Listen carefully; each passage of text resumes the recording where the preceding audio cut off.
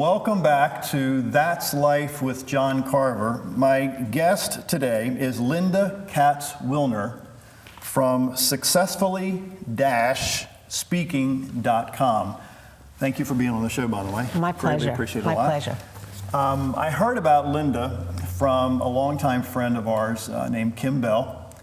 And to be totally transparent with you, of all the guests I've interviewed and will interview, I am the most nervous with her today. You're going to find out why in just a second.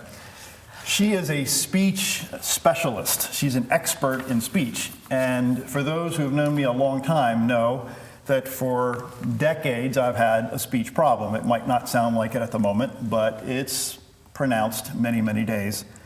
So I wanted to invite Linda here because she has a lot of information that we're going to cram into a very short amount of time that will help you and or people that you know in your life who have speech issues, or maybe they don't think they have speech issues, but after this show they're going to realize, man, I didn't know that I had this problem or this challenge. So Linda, if you could kind of share with us what your background is so we can kind of understand why you're here and what you do. Sure, John. And actually, I know Kim Bell as a speech and language pathologist because that's my training. And so I first had my degree in speech and language pathology, and I've done a lot of work working with adults and children with speech, language, swallowing, all types of communication disorders. I was also a transplanted New Yorker, so I became very tuned into the fact that when you have an accent, even if it's just a regional dialect, that might also affect how people perceive you and react to you. And so I started moving away from actually speech therapy or speech pathology and started working with people with all types of communication concerns. So this could be anything from they don't like the way they sound, they don't feel confident, they're in the workplace and they want to have very professional communication. So it evolved into working with clinical disorders, and then moved into just working with all types of communication, which we all have certain types of issues with. A lot of us do, not just me, for sure. Now you've branded the 3 V's, and we talked about that at lunch a bit a few weeks ago. Can you kind of explain to everyone here what that means? Sure. And what it all is? When we talk about communication, there are 3 V's of communicating. There's the visual, how you look. And that's just not what you're wearing, that's part of it, but it's how you carry yourself, how you sit. You know, do you sit and are you meek, or do you take up space? It's also about your gestures. Do you sit there crossing your arms, or are you very open when you're talking to people? It's your facial expression. Are you smiling or do you frown? Do you seem so serious? It's your eye contact. Do you look at the listener when they're speaking to you and when you're speaking to them? That's all of the visual, and we judge people a lot by how they look. That's our first impression. That's what we see right away. And then the visual should be in alignment with the vocal. The vocal is how we sound, such as the quality of our voice. Do we have a very breathy voice? Or do we have a real nasal voice when we're talking? Is our pronunciation clear? Do we have something that we might get into, such as uptalk? Do we talk like our voice is going up all the time when I'm talking, and that becomes irritating, or I don't sound very confident when I'm talking? And all of these are the vocal aspects. Do we project our voice? Do we mumble? So we have the visual, we have the vocal, and then finally, this has to match up with the verbal, the words that we say. Are we choosing the right words? Do we sound confident? Are we saying I know, or are we saying I hope? Are we putting in word fillers like the ums, the ahs, the you knows? And how is our grammar? So that's a lot to think about. But the goal that I have with the clients that I work with is to help them balance these 3 V's, the visual, the vocal, and the verbal, because when they're balanced, then you have a polished presence when you meet people. You know, I've been in the field of sales for a number of years, and I've noticed that most people, 99% of people, they will work on their bodies with the gym, working out at the gym, or they'll keep their car in tip-top shape, or they'll have a perfectly designed home or their kids are practically perfect in every way, of course, like Mary Poppins. But very few of us really work on our speech, whether or not we have a speech challenge or not. And when I've interviewed people over the years, there were several people that I wouldn't hire. In fact, I interviewed a guy many years ago. Came in the office and I said, "How are you?" He goes, "Well, yeah." And there was, and I asked him what he studied in college. He said communication, and he was mumbling a whole bunch. So obviously we couldn't work together. But I've also noticed too, being raised in the Baltimore, Maryland area, I have a Baltimore accent. My wife is from the country. She does not have a Baltimore accent. So can you talk a bit about how you got involved working with people who have accents? And some of the accents, whether you're up north, are a little thicker than in the mid-Atlantic area, and then there's other accents that are different, I'll use that term, down south. So how did that evolve with that accent project? That's a great question. It evolved first because I was a transplanted New Yorker and happened to go to the University of Maryland. And as soon as I came down there were stereotypes about the New Yorkers or the Long Island girls. And I really didn't like being pigeonholed that way. As soon as I opened my mouth, they'd want me to say words like chocolate and coffee and things like that. And it became a disturbance to me because they weren't listening to me or learning about me. They had these set notions that I was a girl from Long Island. And then I moved out to Michigan for graduate school, and the same thing started happening when I was talking to people, or at that time, evaluating patients. I would say things like, point to the square. And I didn't know if they were having trouble understanding the language, or because I was a New Yorker saying square and not square, maybe they didn't understand my accent. So in my field, it became important to speak with the language and the speaking skills of the community where I was working. And because I was not in New York, that became important. I then worked in Philadelphia with professional singers, and some of them were talking. One person in particular was telling me, "I just hate my voice." Now, I was helping them with their voice, not their singing. And I realized what she didn't like about her voice was the nasal twang to it, and she was from Philadelphia. So I started seeing how accents were becoming issues for different people. And then it became more popular in my field, maybe 20 years ago or so, or actually maybe 30 years, that speech pathologists were starting to become trained in the area of accent modification with people who had foreign accents. And I really had a good appreciation of that because I knew the challenges I felt, and I thought, what if you're also speaking a different language and people are stereotyping you because of that? So I moved more into the space of working with foreign accents because, as we know in the workplace today, there's a good number of people who speak English as a second language. In fact, 13.7% of people in the United States today were born in a different country. Wow. So we have many accents, many different languages, and people are coming from all different cultures, and that's absolutely wonderful. And I love accents. I'm not looking to eliminate it. But if I can help people modify it so that they can speak in a way that they're understood, that's my goal in helping people with what I call accent modification, not accent elimination. We're not at all looking for that. So I think you just alluded to the fact that many people are judged.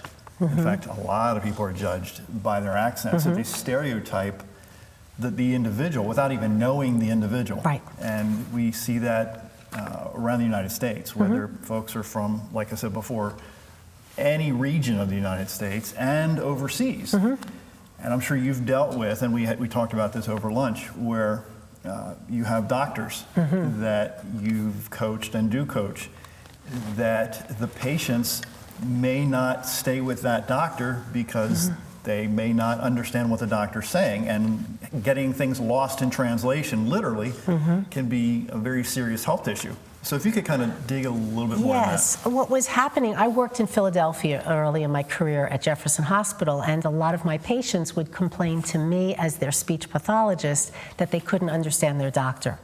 And I witnessed it because I would see my patients being presented in grand rounds and foreign-born physician was explaining the case, and we were having trouble understanding him, not just the patient. So I saw this as a big problem. Also in healthcare, if a doctor says, please get that patient 50 milligrams of a medication, and you don't understand, the nurse doesn't understand if he said 15 or 50, and the stress pattern is different, think about the dire consequences of a mistake in medicine. So medicine is a big area of concern, and I've done a lot of work and published training materials to work with doctors and nurses and other healthcare providers who speak English as a second language. It's not just the doctors, it's the nurses, it could be the speech pathologist. There are so many different professionals that need to work together so that there's optimal care for the patient. And if there are different accents, be it regional or even foreign, because 25% of the doctors in the United States today are born or trained outside of the United States. So that's a large number. If you go into the emergency room, there's a 1 in 4 chance that you're going to see a doctor who is trained outside of the United States. And if you don't understand them and don't trust them and don't have the rapport, that's going to be a problem. And research has shown that if you don't have good rapport with your doctor and there's a mistake that happens, you're more likely to sue that doctor. So there are a lot of financial ramifications to that. Another group that has a large population of international professionals in the United States are international clergy. And so for many years, I've been working particularly with the international clergy in the Diocese of Wheeling, Charleston, West Virginia. They come into the country and they want to preach, they want to give their homilies, but they have heavy accents. It could be they're from India or China or Vietnam or the Philippines or many different countries.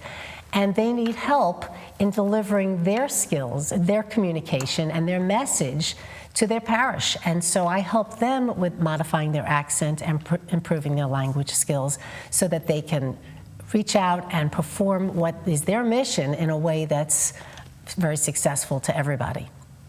A few minutes ago, you used the word stress points, and I know what that is, but if you could dig a little bit and explain what is a stress point when you're speaking and how that can impact how a person perceives what the person's saying, if you could explain what that means. Okay, when I said stress points, I mean stressing syllables or stressing words. So for example, when we have numbers, and the numbers are 10 type numbers like 20, 30, 40, we stress the first part of it, 40, 50.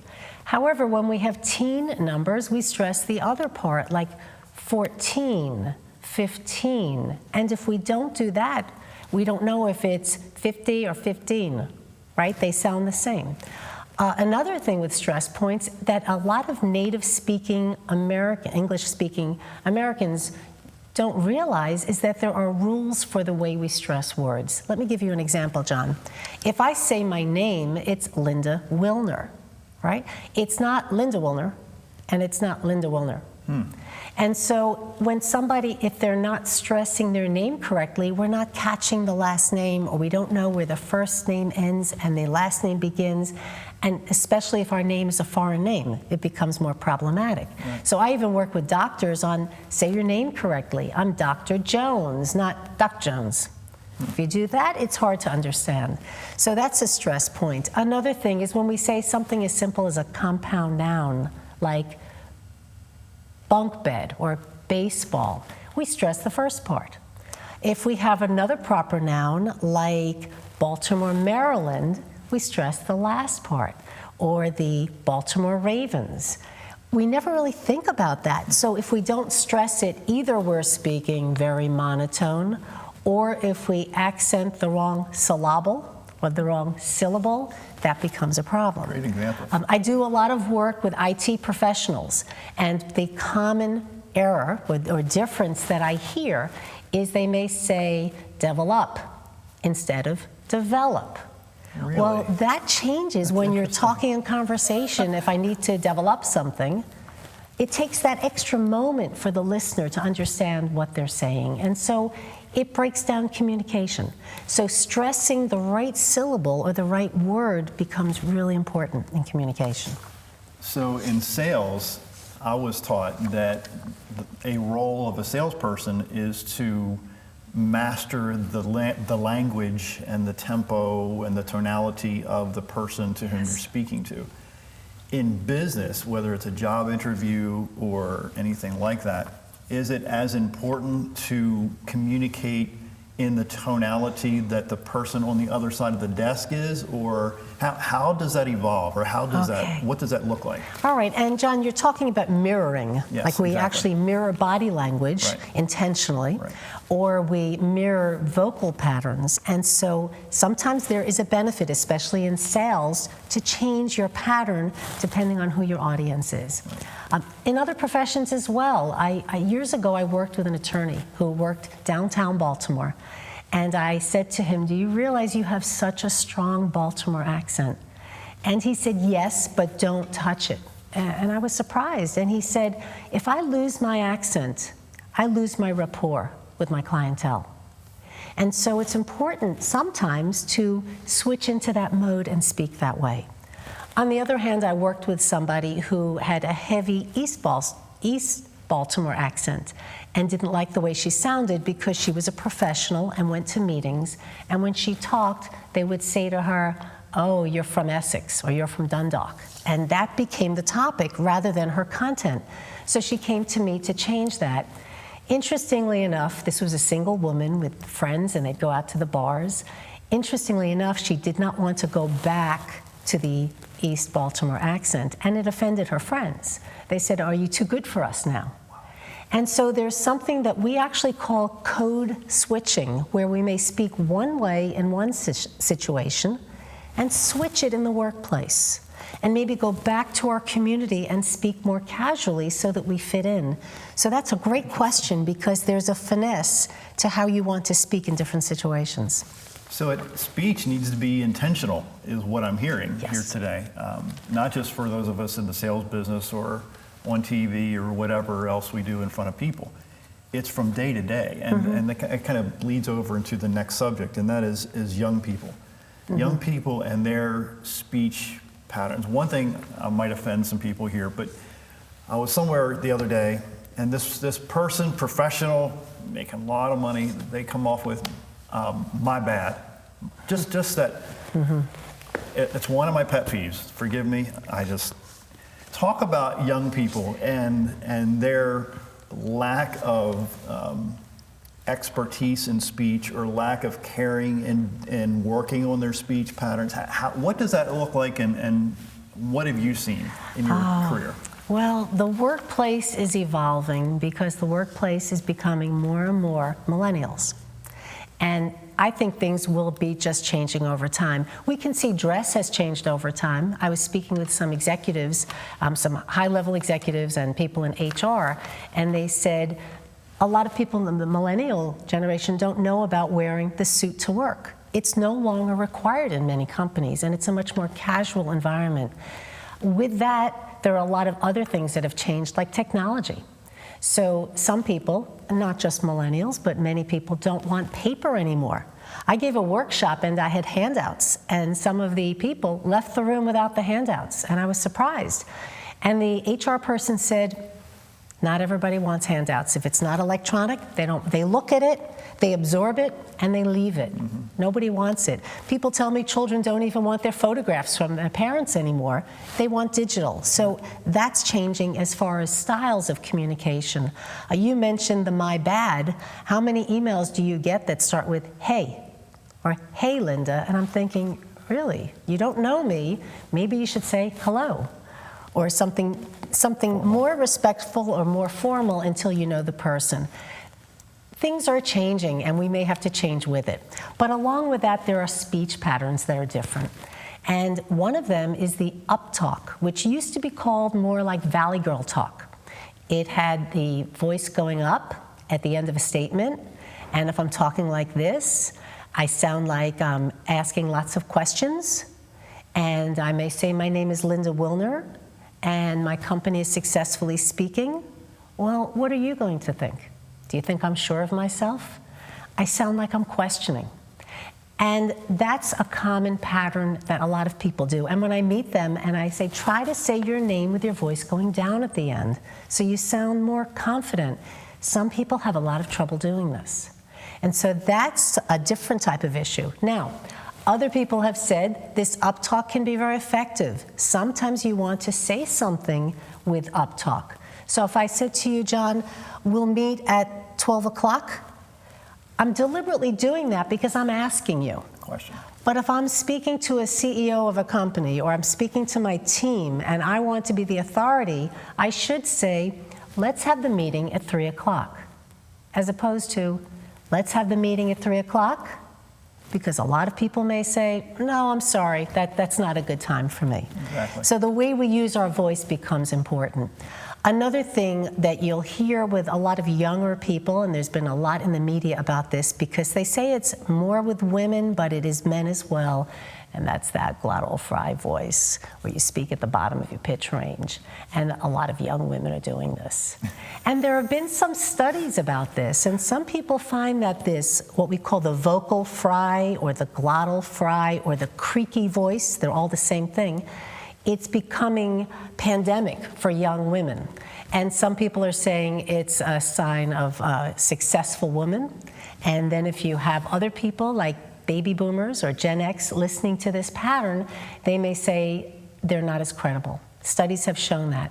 So the older generations may feel that these patterns are not credible, yet millennials, when they listen to millennials, don't hear that. So what I tell my clients is, as long as your boss or the people you're reporting to are millennials, not millennials, I'm sorry, as long as they're baby boomers, you should use some speech patterns that are going to exude confidence in that setting. 10, 15 years from now, when everybody's a millennial, it may no longer matter. But right now, you want to use patterns that make you sound confident. You know, I've met people and been in many conversations in a variety of ways that people don't know why they don't like a person, not necessarily what they do, but there's just something about that person that just doesn't click. Mm-hmm. And looking back, I think that many times it's the person's speaking style. And sometimes, as you can assume in business or in family or any relationship you have, there are some people who may not like you because of your speech. And you don't have to be a stutterer, you don't have to have an accent of certain parts of the country or the world. But I think us being proactive in our speech, mm-hmm. I think can carry over into many kinds of relationships. Now, face-to-face relationships are important, obviously, whether it's at work or at home. But talk about, for a couple of minutes or so, about how a phone conversation can be mm-hmm. something that we may want to work on to get better at, all of us. Right, because with the phone conversation, let's go back to those 3 V's. With a phone conversation, you don't have the visual. You have the vocal and the verbal. And depending what your vocal style is, just what you were saying, John, you can turn somebody off or sound very distracted because you're clip and you're responding like, yep, nope, okay. And there's no variation in the way you're speaking.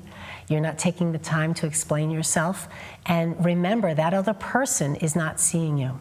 And I've done a lot of work with young professionals who spend a lot of time on the telephone, depending on many different types of businesses. And I worked with one company, and I was telling them that you're giving your talk on the phone maybe 20, 30 times a day.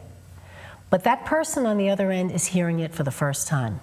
And so you can't speak quickly, and you can't speak like it's from a telescript, or you can't go on automatic pilot and keep talking what you're going to say. That person will not follow you, and they're going to judge you by how you're speaking. So if you're speaking too quickly, or it sounds like you're reading from a script, and I know many of you know what I'm talking about when a telemarketer calls and it sounds like a script, or you go to interrupt them with a comment and they're still reading that script, they're forming impressions that way. So you have to take extra time to think about, how is that person hearing me?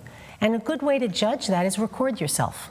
Listen to yourself and see how you sound, and see if there are things you can do to fine-tune either the rate in which you're speaking, or the pitch changes that you're using, or the clarity in how you're saying your words. All of these become more important on the telephone than face-to-face.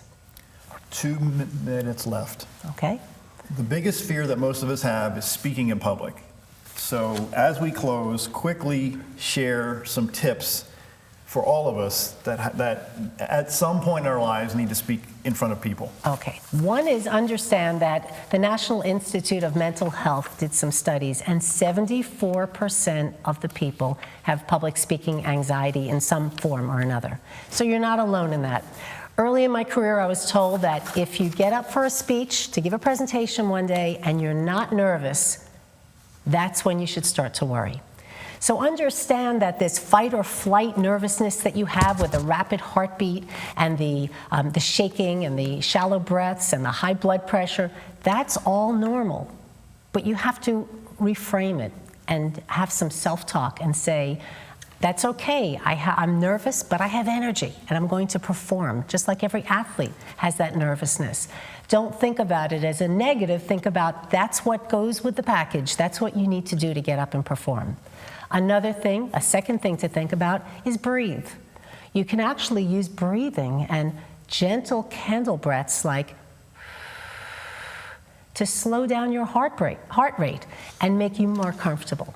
Also, when you get up to talk, don't rush to get started. Stand there, get your composure, look at people, take a breath, and then take another breath and get started. The final thing I'll recommend, that if you're so nervous, and I learned this in high school public speaking, is stand there and curl your toes to the ground, and all the tension goes down to your feet and away from the rest of your body. And then just enjoy it. There is so much more we can share here today. If you want more information on Linda Katz-Wilner, please go to her site, successfully-speaking.com. Gobs of information there, tons of information that's going to help you. Linda, thank you so much for being on the show today. My pleasure. Everybody, we'll see you next time on That's Life with John Carver. Thanks for watching.